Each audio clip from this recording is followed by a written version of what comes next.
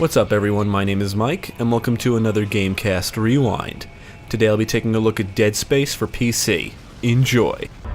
Twinkle, twinkle, little star, how I wonder what you are. Up above the world so high, like a diamond in the sky. When the blazing sun is gone, when the nothing shines upon, then you show your little light. Yeah, I remember when Dead Space came out. It was all the rage if you were a horror fan. I even heard the word masterpiece thrown around. Well, I had no interest at the time, but recently I was thinking about Dead Space and the dismemberment-based combat intrigued me. Plus, someone said the game's atmosphere is reminiscent of the film Alien, so I decided to give it a shot. Developed and published by EA, Dead Space was released for Xbox 360, PlayStation 3, and PC in October 2008. For this review, I played the PC version. If you plan to play this on Windows 10 like I did, I would highly recommend you check out the game's PC Gaming wiki page. The game definitely has some issues that I would suggest you address before playing. So let's take a look at Dead Space and see what kind of horrors it has in store for us. Come on! Let me out! Dead Space includes 4 difficulty modes: easy, medium, hard, and impossible, which needs to be unlocked. Isaac can walk, run, punch, stomp, and interact with things in the environments. He's not very quick and moves quite slowly. There is no HUD. Instead, your health meter can be seen on Isaac's suit along with his stasis meter.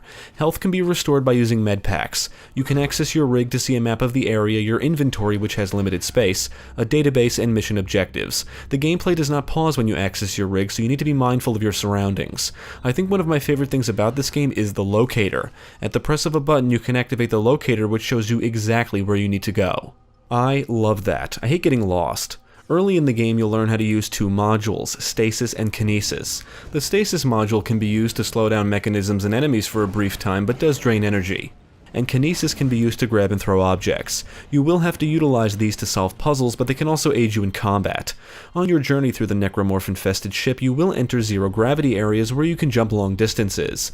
You'll also have to traverse through areas open to the vacuum of space, where Isaac's suit provides him oxygen, but only for a limited time. Oxygen can be replenished from air cans and oxygen recharge stations found throughout the ship. As you traverse the ship, you'll come across all kinds of items and resources. Enemies can drop items when killed, you can find them lying around, and they can be found in containers. Credits are the form of currency that can be spent at stores, which are accessed from terminals found throughout the ship. You can also find schematics which add new items to the store. You can purchase ammo, weapons, med packs, air canisters, stasis packs, suit upgrades, and power nodes. Upgraded suits increase your inventory capacity and armor. Power nodes can be used at benches to upgrade your rig, modules, and weapons, or they can be used to gain access to specific areas. You can use power nodes to increase a weapon's damage, reload speed, ammo capacity, and charge, or maybe you'd rather use them for module upgrades like stasis duration or kinesis range. You can also use them for rig upgrades like increased health and air. I would say it's best to see what weapons you prefer and what you feel are truly necessary to upgrade, because power nodes aren't found all over the place. Items can be stored in your safe accessed at the store, and you can also sell items if you're in need of credits. I would say the combat is the real highlight of Dead Space. The atmosphere is fantastic, but it's the combat that kept me going. If you've played other shooters, you may be used to aiming for the head when engaging enemies. Unlearn that shit quick. Headshots will basically get you nowhere. It's all about aiming for limbs and appendages, anything that can be severed, although you can blow an enemy's head off too. Not only does shooting off an enemy's limbs do damage to them, but it also slows them down. There's almost an addictive quality to it all. Enemies can come from anywhere, and it's very easy to not notice baddies coming from behind you, which can be startling at times. You need to pay attention to your surroundings. As fun as the combat can be, Isaac's slow movement speed can make any encounter where you're seriously outnumbered sometimes tedious and frustrating. Some enemies can move really quick, and if you get overwhelmed, it can become a very trial and error encounter. Even if your equipment is upgraded, getting overwhelmed is not good because enemies can grab you, and swarmers will literally swarm Isaac's body, draining his health. So getting overwhelmed can result in constant button mashing just to get enemies off you. Luckily, save stations are everywhere, and checkpoints are also peppered about, so if you die, you usually won't have to trek very far to get back to where you were. You will want to take advantage of your punch and stomp attacks when you can, because they can be helpful at keeping enemies at bay if they get too close, and the stasis module can be a big help since it makes enemies easy targets.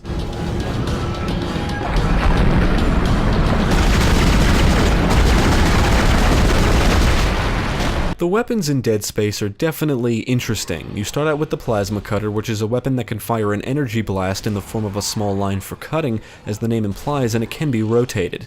The Line Gun is a wide-beamed slicer that can also launch timed mines. You'll also get your hands on a Pulse Rifle, which is a great rapid-firing weapon, and its alternate fire is great for crowd control. You can use a flamethrower to burn enemies or launch flaming projectiles, and one of my favorite weapons is the Ripper. It can fire saw blades, but it can also use a gravity tether to hold a spinning blade at a distance for slicing enemies.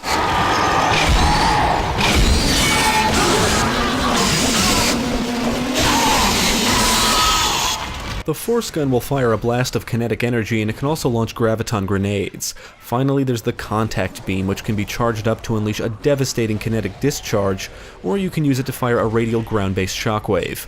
All of the weapons do feel powerful and satisfying to use, but you can only carry 4 at a time, so you may find yourself swapping out weapons at the store frequently, or using a set that suits you best. Each weapon has its ups and downs, and some situations do call for specific weapons, so you should try them all out.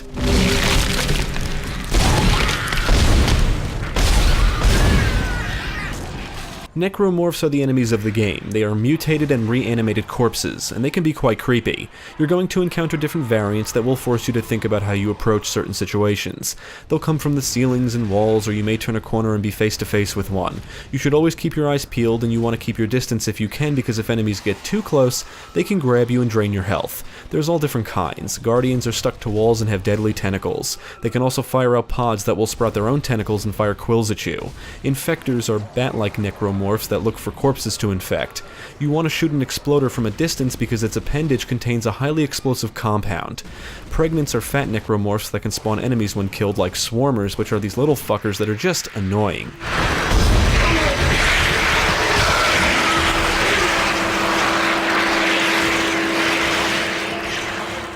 The most common enemies are slashers, leapers, and lurkers, which can sprout 3 tentacles that will fire projectiles. Later in the game you'll encounter the enhanced forms of these types, which can take more damage before dying. There are some seriously dangerous enemy types like the brutes, which can crush you and need to be shot in the back to be taken down. The hunters are probably my least favorite. They can regenerate limbs and are very good at causing you to waste ammo. As you progress, the encounters do get more challenging, and sometimes I found it best to just run and avoid enemies, especially if you're bound to get overwhelmed or in a vacuum and don't have enough oxygen to deal with them all. Plus, by running you'll save ammo and med packs. Now there are a few bosses in the game which are actually quite underwhelming. It doesn't take very long to get their attack patterns down, and once you do, they're not very difficult. They're more bark than bite.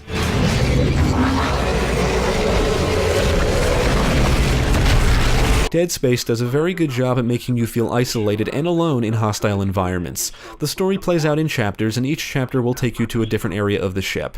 There will be some backtracking here and there, and the locator will point you where you need to go, so getting lost is never a problem. There's 2 sequences that require you to use a cannon to defend the ship's hull, but most objectives are pretty standard.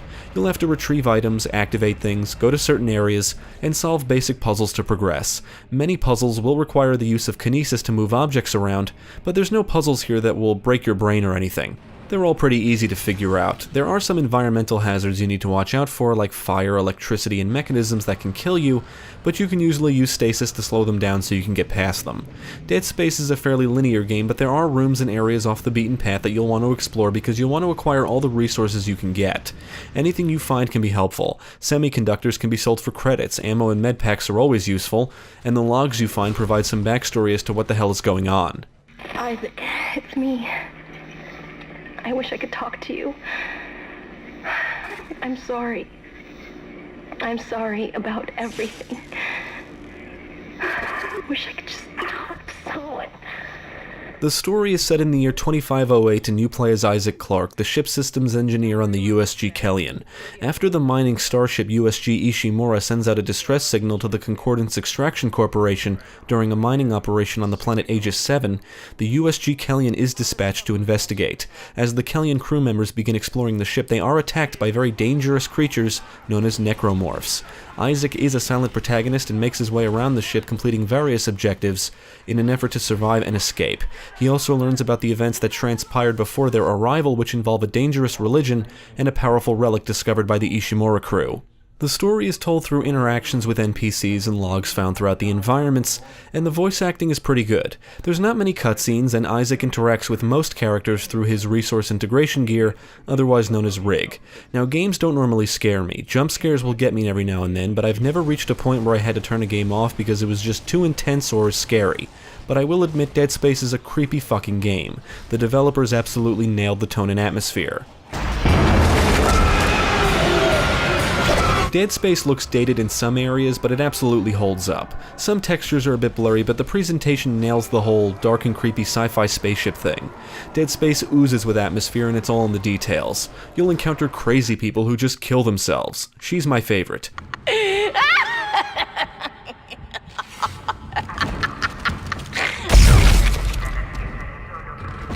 Blood is splattered everywhere, and dead bodies are littered all over the ship. Lights flicker, there's writing on the walls, you can see the innards of dead bodies, and I really do love the visual and gore effects. Muzzle flashes are bright, a shot that makes contact results in a haze of smoke, and enemies will just spew blood when they take damage and lose body parts. It's fantastic. Accompanying the visual presentation is the phenomenal sound design. From the sounds of weapons fire to the sound of Necromorphs growling and screeching, it all sounds excellent. You'll hear a lot of creepy noises, things moving or falling, you'll hear enemies growling in the distance, maybe they're moving somewhere around you, and it all helps lend a hand to the creepy atmosphere. A lot of what music is heard is usually dark and ambient and ramps up during encounters. On the technical side, the game ran smooth for me. I did notice some bodies get stuck in the environment and I fell through the floor and died at one point, but nothing really ruined the experience for me.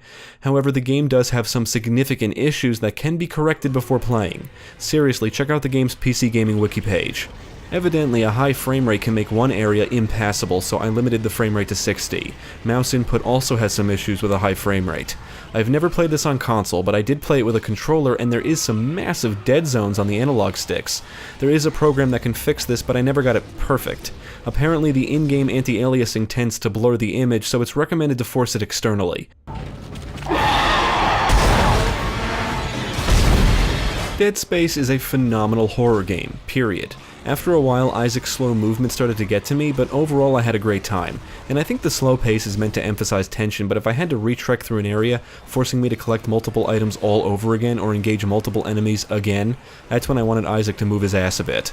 But I am grateful that save stations are not hard to come by. Mastering the weapons in combat is the key to success in Dead Space. You need to know what the weapons are capable of, what the enemies are capable of, and what weapons work best against what enemies. Aim for the limbs, use the environment to your advantage, use your modules. All of these things will help you stay alive and save ammo. Dead Space has some great pacing, and just when you think you've seen everything, the game throws something new at you. Unfortunately, the bosses are underwhelming. The battles can feel less thrilling than encounters with some of the most common enemy types. Now, Dead Space does contain a good amount of replay value. After beating the game, you'll unlock a new suit, backstory logs, 50,000 credits, and 10 power notes for your next playthrough, and the impossible difficulty mode.